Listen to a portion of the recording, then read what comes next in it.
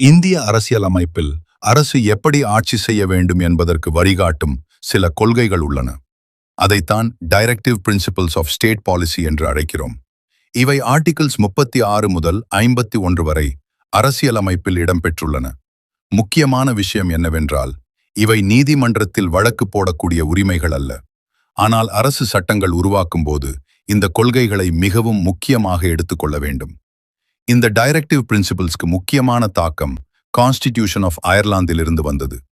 இதில் சில முக்கிய இலக்குகள்: சமத்துவமான சமூகத்தை உருவாக்குவது, ஏழைகளுக்கு பாதுகாப்பு அளிப்பது, இலவச கல்வி மற்றும் நலத்திட்டங்கள் வழங்குவது, சுற்றுச்சூழலை பாதுகாப்பது.